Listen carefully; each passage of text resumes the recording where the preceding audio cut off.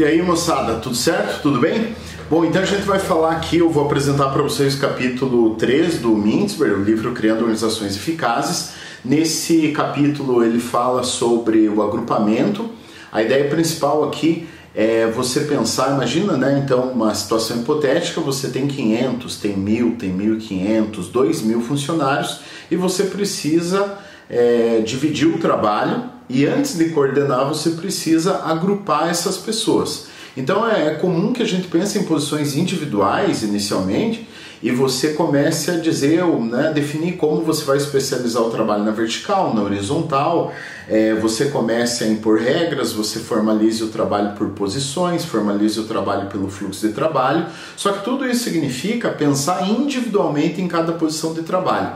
O que a gente vai discutir agora, no capítulo 3, não é mais uma questão de definição de posições individuais, mas sim uma definição de agrupamentos. A pergunta é, tendo definido que cada um dos 500 funcionários, ou 5.000 funcionários, ou 10.000 funcionários, o que cada um vai fazer, a segunda pergunta aqui é, como é que a gente agrupa? Quantos departamentos a gente vai ter? Então, às vezes você nota algumas empresas, né, com 80 funcionários e 2 departamentos, às vezes 80 funcionários e 6, 8, 10 departamentos, funcionários, né, como eu já vi, 270 funcionários com 41 departamentos, né, numa fábrica de motores. Então não existe uma regra de bolso, uma regra muito clara de qual o número de funcionários que você deve alocar em cada departamento. Vocês vão verificar que pelos critérios de agrupamento e bases de agrupamento, isso pode diferir, pode ter diferentes utilidades, dependendo do mercado que você atua. Se você tem um banco, se você tem uma rede de lojas de varejo, ou se você tem uma empresa, né, manufatureira que produz teclado de computador ou monta tablets, computadores ou uma montadora de carro, isso vai mudar. Se você compara essa lógica com uma agência de publicidade, que é um exemplo, né, que eu gosto muito de usar, essa lógica também muda de agrupamento. Você não tem um agrupamento tão claro assim, você não tem setores tão bem delimitados. Tá? Então, a primeira coisa que a gente deveria pensar é, se eu vou agrupar indivíduos em unidades, o que eu ganho com isso? Né?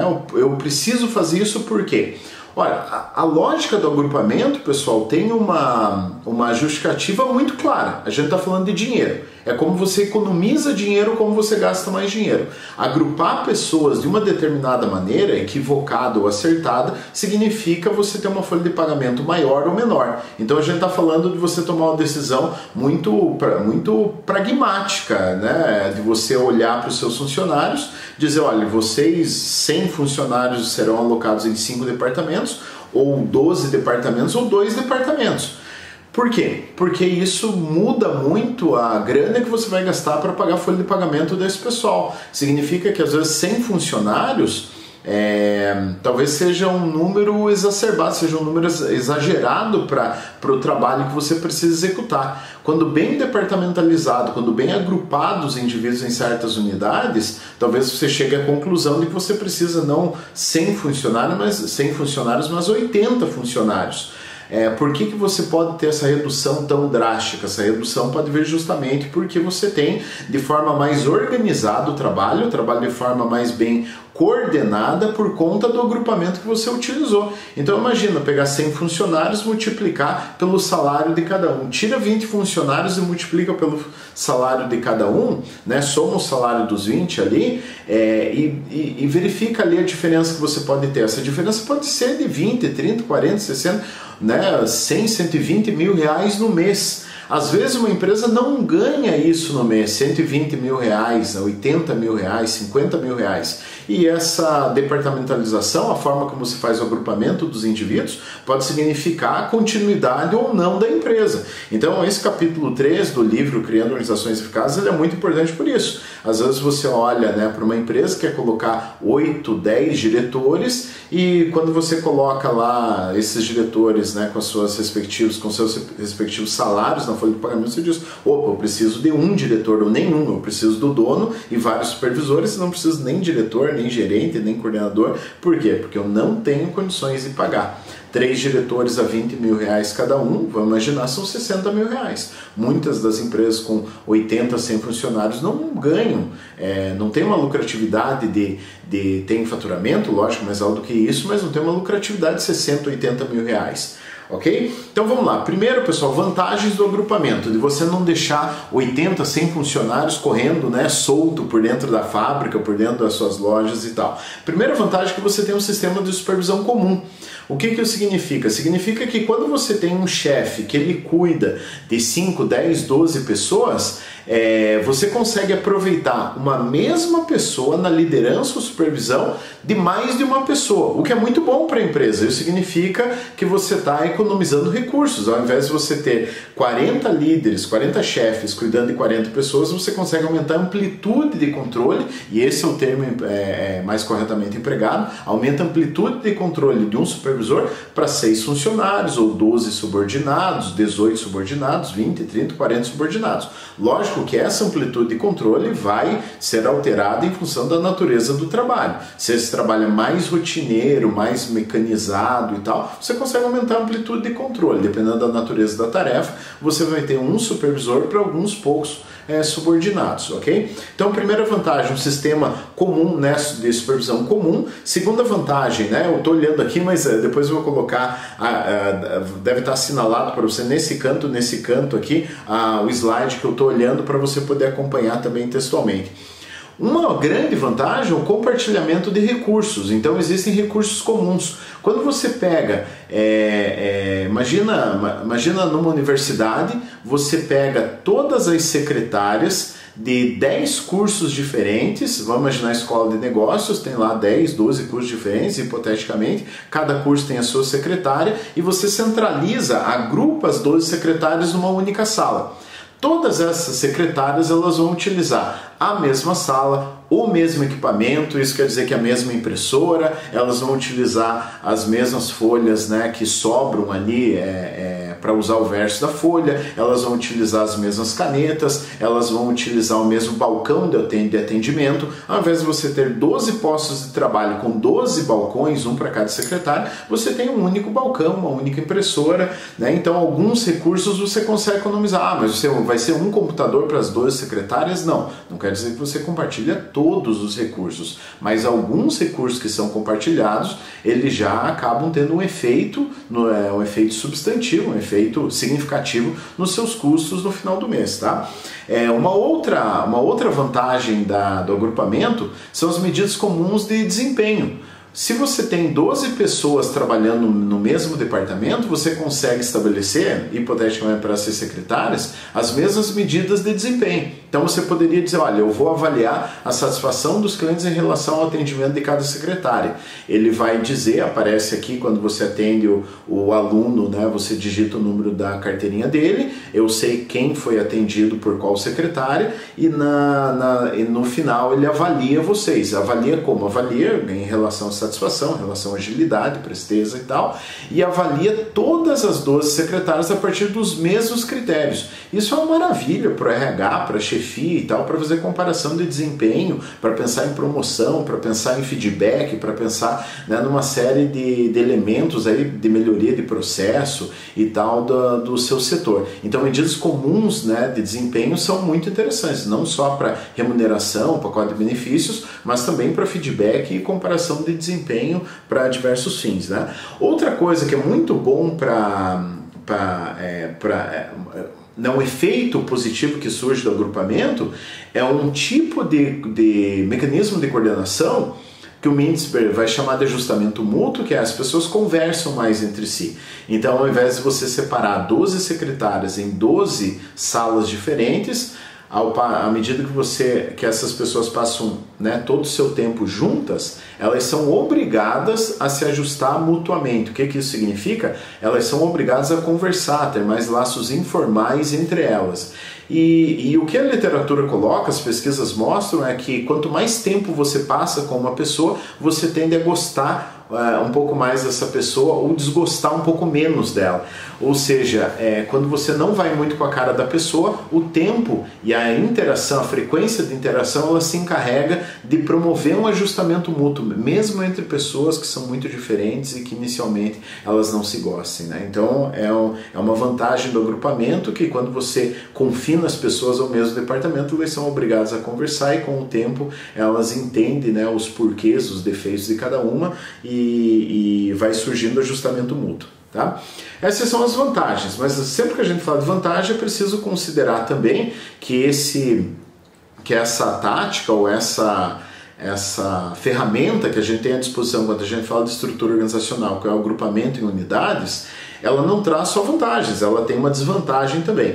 Essa desvantagem seria o que é chamado de paradoxo diferenciação e integração. Isso surgiu lá na década de 60, final da década de 60, com a teoria contingencial, quando o Lawrence Lorsch disseram, olha, a estrutura organizacional ela é diferenciada à medida que você pega, por exemplo, 500 pessoas e cria 10 departamentos, você criou 10 feudos diferentes, então seriam 10 sub-reinos, seriam 10 domínios, né, dentro da organização. E você sabe, quando a gente aglutina pessoas em departamentos, acaba emergindo um espírito, né, uma identidade departamental, um espírito de departamento em alguma medida, em maior ou menor intensidade. Esse espírito coletivo do departamento acaba surgindo, acaba emergindo, e aí você tem uma facilidade por conta dessa diferenciação, né, de um departamento em relação ao outro, você integrar o pessoal aqui dentro, então você consegue ganhar eficiência e consegue integrar essas 50 pessoas dentro de um departamento,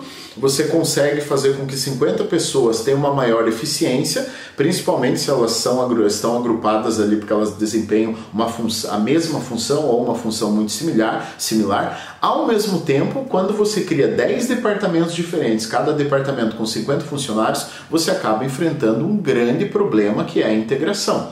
Então a diferenciação é você pegar a estrutura e criar 10 domínios, 5, 8, 10, né, 40 domínios diferentes. Você diferencia, cada parte vira uma parte independente da outra, pelo menos hipoteticamente, em tese, independente da outra.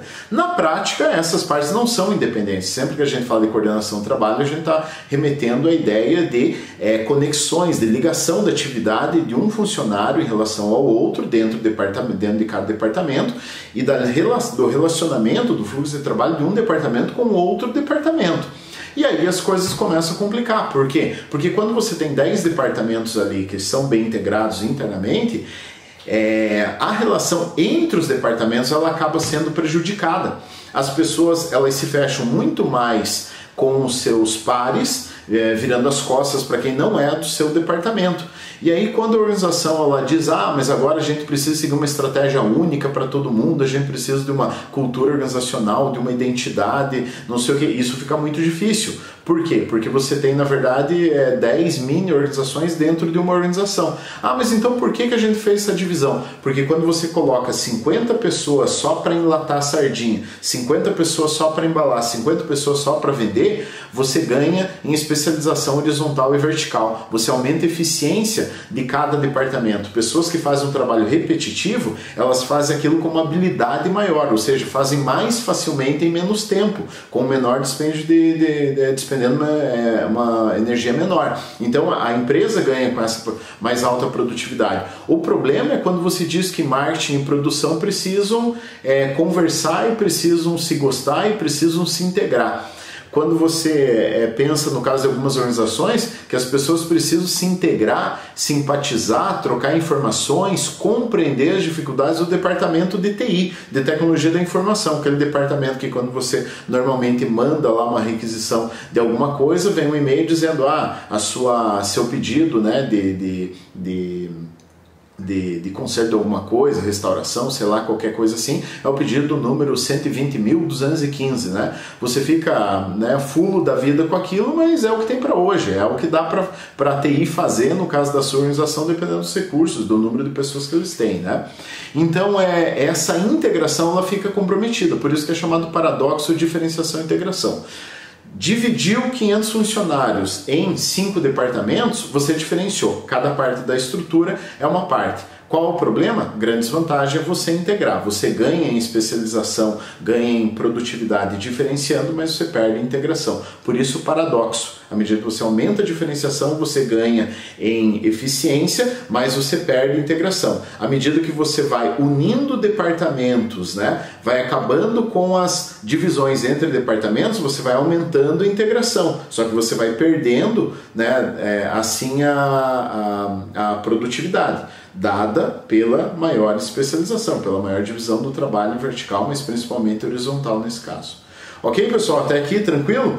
Muito bem, então a gente já sabe quais são as vantagens, quais são também as desvantagens, ou a principal desvantagem desse modelo de agrupamentos de unidades, ao invés de soltar todos os funcionários dentro da organização para todo mundo produzir o mesmo produto do início ao fim, né, você vai trabalhar com esses agrupamentos, ok? Quando a gente fala de agrupamento, a gente precisa cuidar, sobretudo com esse livro do Mintzberg, Criando Organizações Eficazes, que ele faz ali no capítulo 3 uma divisão entre o que é base de agrupamento e o que é critério de agrupamento. Base para agrupamento é mais tranquilo. Critério de agrupamento pode criar alguma confusão, mas o critério de agrupamento, para mim, é o mais importante. Por quê? Porque ele tem um efeito direto na coordenação do trabalho, ele tem um efeito muito claro, é perceptível quando você tem um desrespeito pelo critério de interdependência. Tá? Então, esse critério de agrupamento, o critério de interdependência para agrupamento, ele acaba sendo até mais importante do que a base para agrupamento. Então, vamos lá, base para agrupamento, o que significa? Significa que ao ter 50 funcionários que são médicos num hospital, você vai optar por algumas dessas alternativas. A primeira delas é conhecimento e habilidade. Então é muito comum que você pegue todos os oncologistas, os médicos, né, que tratam de câncer, e aloque eles num departamento que vai receber, que você vai nomear, vai rotular como departamento de oncologia. Que você pegue todos os pediatras e aloque todos os pediatras no departamento de pediatria. Por que você faz dessa maneira? Ora, você olhou para o conhecimento deles, você sabe que os clientes são tratados, né, no caso os pacientes são tratados com base na habilidade, no conhecimento desses médicos, então você faz essa setorização ou departamentalização, estou usando como sinônimo aqui os dois sem problema por enquanto, tá? Você faz essa alocação de pessoal por setores / departamentos. Você dá um nome para esse departamento e alocou aquelas pessoas juntas, por quê? Porque elas têm o mesmo tipo de conhecimento ou habilidade. Você também pode fazer esse agrupamento por processo de trabalho. Então você pega numa empresa todo mundo que trabalha com pintura e aloca todo mundo da pintura no departamento de pintura. Não é só uma questão de conhecimento e habilidade, lógico que ela está embutida ali, mas nesse caso o que é predominante é o processo de trabalho. Você diz não, porque todo mundo vai estar dentro do mesmo processo de trabalho. Então seria por processo de trabalho e função. Você pode dizer, olha, todo mundo que tem a função de pintor vai ficar alocado naquele departamento. Muito simples. Quase todas as empresas, quase todas as organizações usam em alguma medida esse tipo de base de agrupamento. Tá? Outra coisa que algumas organizações precisam fazer, elas precisam agrupar às vezes os seus funcionários por tempo. Veja, o banco ele pode agrupar por habilidades e conhecimento, menos, o banco não usa tanto por conhecimento e habilidade, ele usa mais por processo de trabalho e por função. Então quem cuida de cartão de crédito vai ficar alocado numa unidade, quem cuida de cartão de débito, né, dos correntistas, né, da conta corrente vai ficar em outro lugar, quem cuida de seguro de vida e seguro de carro vai ficar alocado em outro lugar. Então dependendo do processo de trabalho, tipo de processo de trabalho, né, relacionado, determinado pelo produto que eles cuidam, que eles vendem e tal, esse pessoal é alocado conjuntamente. Mas vamos imaginar o seguinte, que no banco, esse banco trabalha 24 horas e você tem 3 turnos. Então você tem, hipoteticamente, 100 pessoas trabalhando, 90 pessoas, perdão, trabalhando num determinado setor. Você alocou as 90 pessoas para fazer aquele determinado tipo de atividade que é cuidar de seguro de vida. Só que depois de alocar 90 pessoas por processo de trabalho, você utiliza uma outra base de agrupamento que é dizer, olha, eu quero 50 num turno, 20 num outro turno e 10 no turno da madrugada. E aí você dividiu esses funcionários, né, não só com base no processo de trabalho, mas depois de alocar os 90 com base no processo do trabalho, internamente, né, nesse conjunto de 90 funcionários, você ainda utilizou uma outra base de agrupamento que é por tempo, dizendo, ó, você trabalha de tal a tal horário, você de tal a tal horário e você naquele terceiro horário, ok? Outra coisa, pessoal, as empresas, principalmente empresas de manufatura, você pensa na empresa como a Nestlé, que faz chocolate, que faz farinha láctea, faz leite condensado, creme de leite, papinha para criança e tal, uma série de coisas. Esse pessoal da Nestlé utiliza todas as bases de agrupamento que a gente já destacou até agora. Lógico que quando a gente está falando de manufatura, né, como eu já destaquei, principalmente a base de processo, trabalho e função, menos do que conhecimento e habilidade, provavelmente eles usam tempo, mas uma base muito forte é por resultado ou output. Então o que o pessoal faz? Todo mundo que produz papinha fica alocado num departamento. Todo mundo que produz chocolate fica alocado em outro departamento. Então o tipo de produto, o output, o resultado, aquilo que é produzido, aquilo que sai da linha de produção, acaba definindo qual é o departamento da pessoa. Se você trabalha para aquilo, você tem que se juntar com todo mundo que trabalha para produzir aquilo, aquela papinha ou aquele chocolate, né? Entenderam? Tá? Ok? Outra base de agrupamento, pessoal, às vezes você tem produtos que são diferenciados por cliente. O produto pode não ter uma diferença tão grande assim, mas existe alguma diferenciação, às vezes no produto não, mas no serviço embutido no produto, por causa do tipo de cliente. Então, se você olhar uma conta corrente no banco, a conta corrente de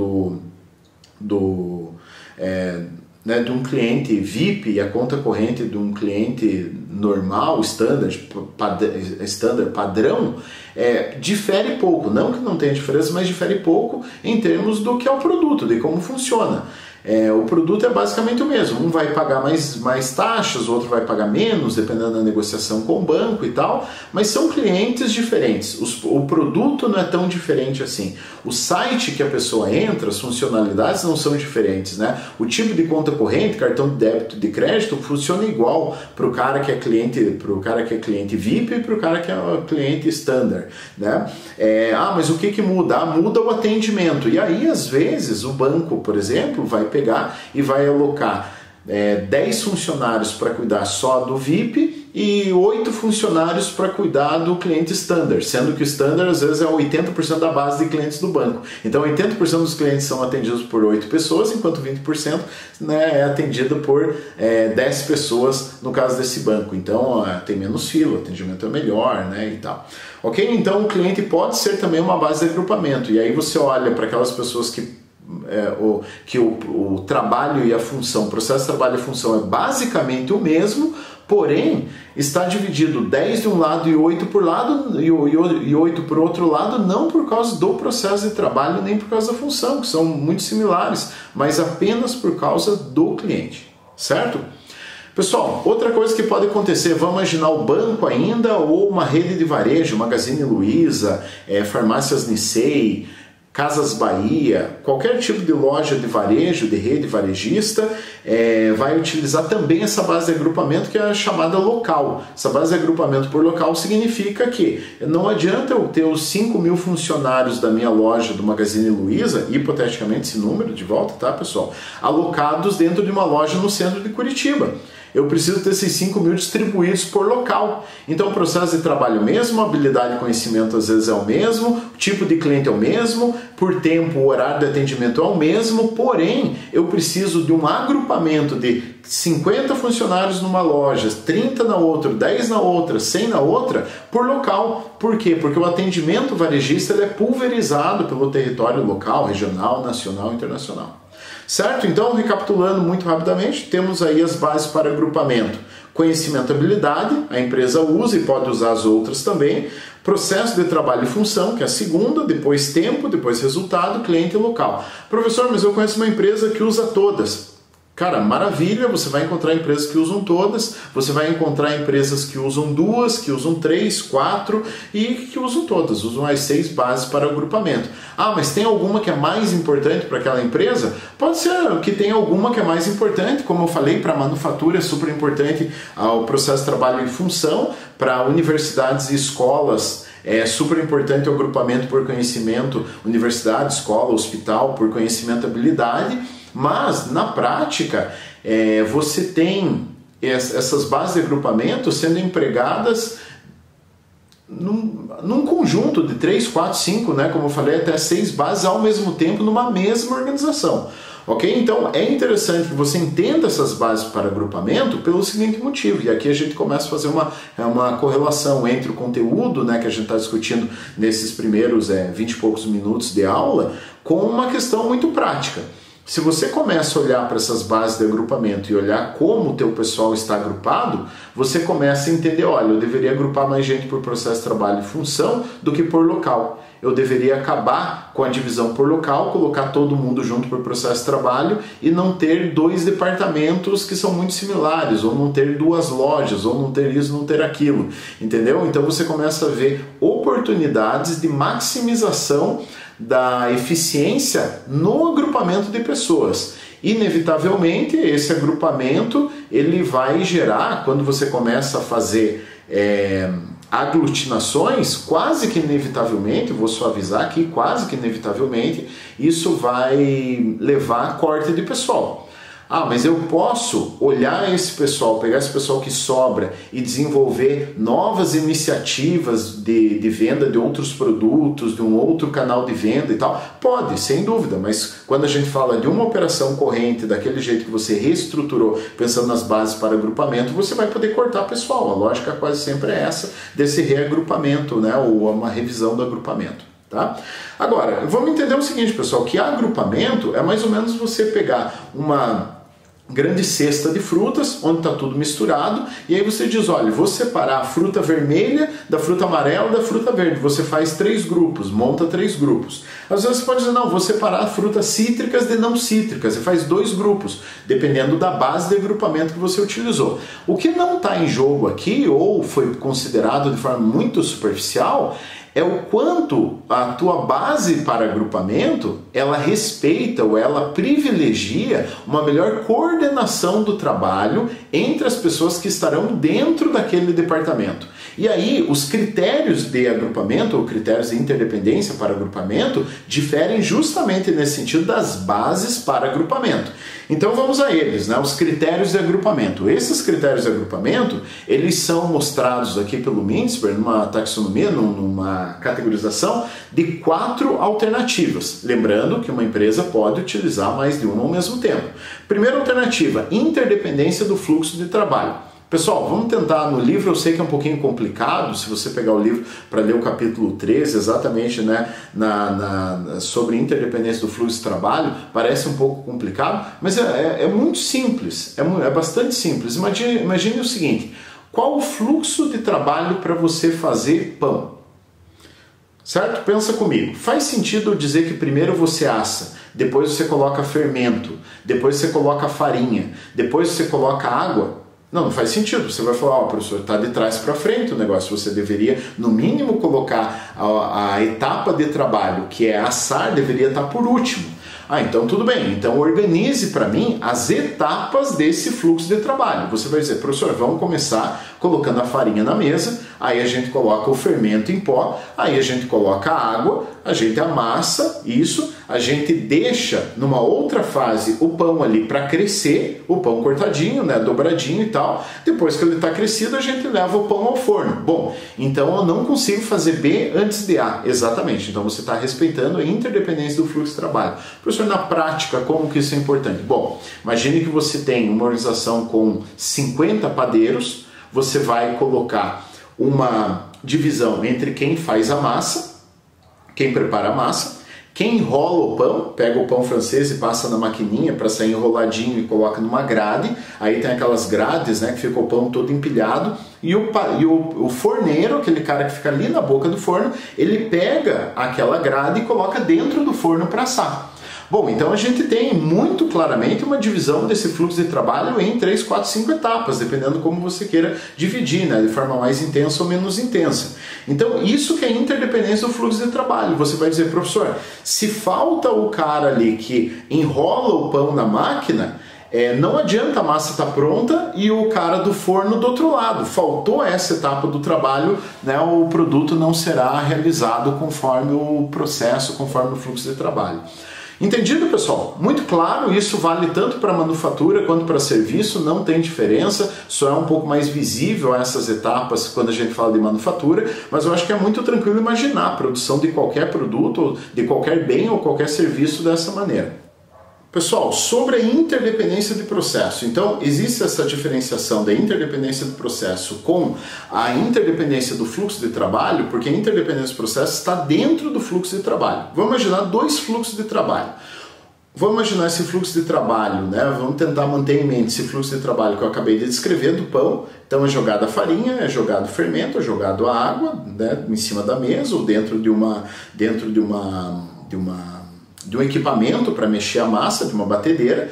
O padeiro pega isso, né? Ele corta em blocos, ele corta em pedaços pequenos, passa para um ajudante, e esse ajudante vai jogar dentro de uma máquina que enrola o pão francês, ele vai pegar o pão francês, né, o mesmo ajudante ou uma outra pessoa vai colocar naquelas grades que colocam para assar o pão. Ok, e depois o rapaz do forno vai pegar aquele armário cheio de grades, né, com os pães ali e vai colocar para assar. Esse é um fluxo de trabalho. Mas vamos imaginar que dentro dessa padaria existe um outro fluxo de trabalho, que é a produção de doces. O pessoal produzindo bomba de chocolate, bomba de morango, bomba disso, daquilo e tal, sonho, biscoito, esse tipo de coisa, quindim, torta, bolo. E essas coisas também precisam ser assadas. Então o que você faz? Você faz o seguinte, você coloca o pessoal aqui do fluxo de trabalho para trabalhar conforme as etapas do fluxo de trabalho, você desenhou isso certinho, colocou o pessoal individualmente para trabalhar, você diz, agora vai.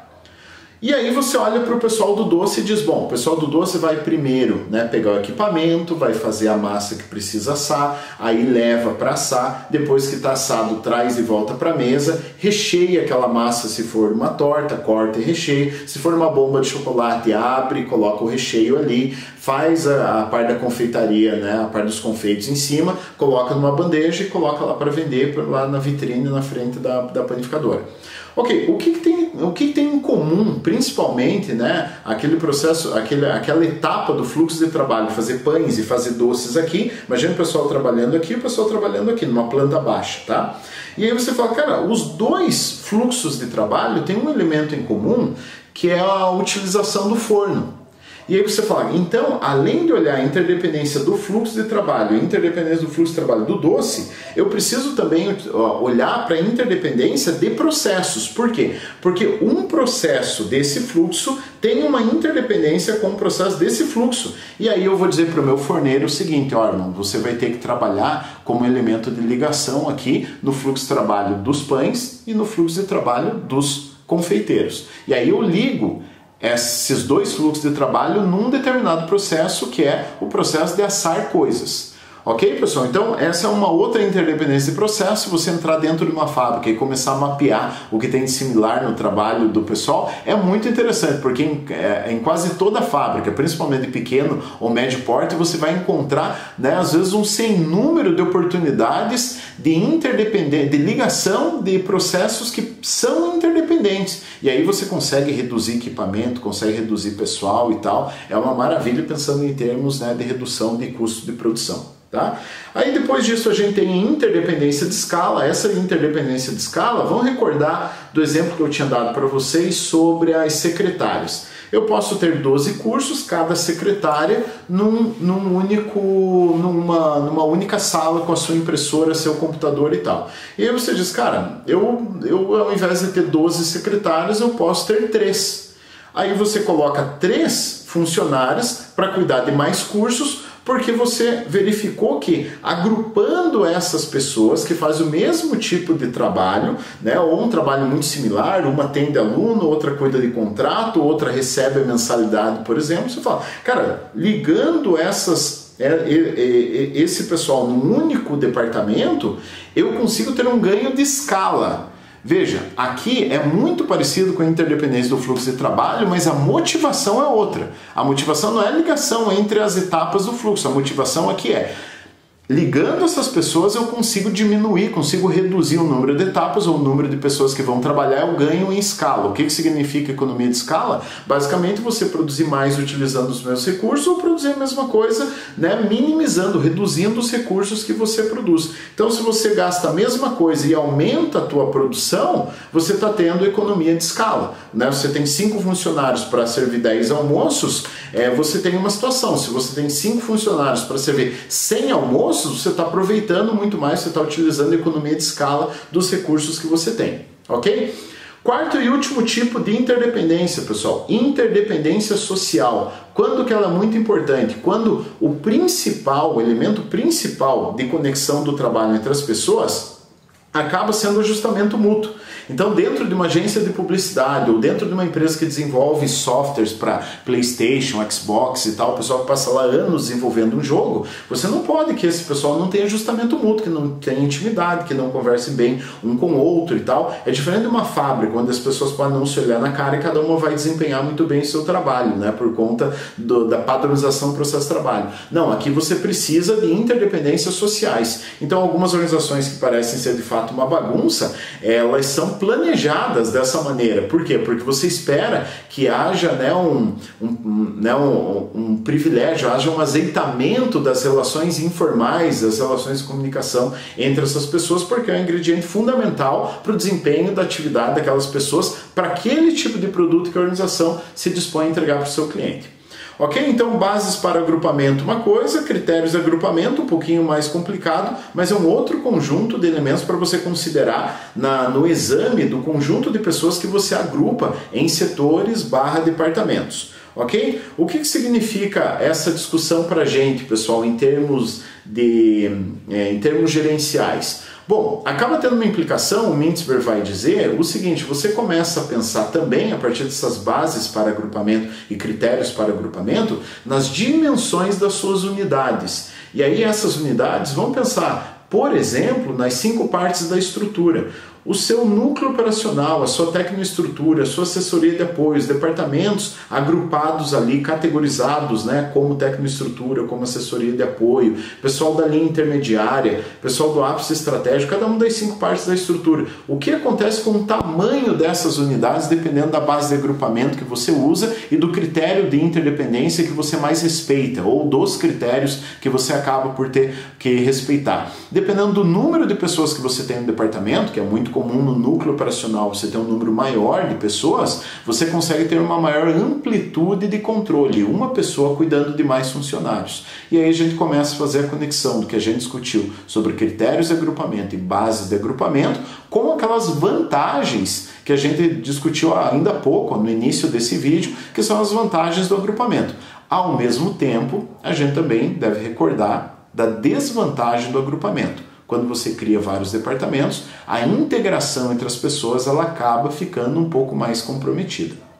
Ok, pessoal? Sobre esse capítulo é isso. Espero que vocês tenham aproveitado aí o meu resumo sobre os principais pontos, né? Não é exatamente o capítulo inteiro que eu detalhei aqui desse livro do Mintzberg. Entretanto, são os elementos fundamentais que ajudam você a pensar como reduzir a folha de pagamento, como coordenar melhor os processos de trabalho, como poupar o dinheiro, né, da sua empresa ou o seu dinheiro e não fazer besteira em termos de coordenação de trabalho, atentando não só para a base de agrupamento, que significaria quase que simplesmente, né, jogar pessoas de um lado, jogar de outro, mas além da base de agrupamento a gente tem um elemento fundamental para pensar na eficiência produtiva, que é olhar o tipo de critério de interdependência que você vai utilizar no exame do agrupamento daquelas pessoas em determinado setor ou departamento. Ok? Valeu, pessoal. Até mais, até o próximo vídeo. Tchau!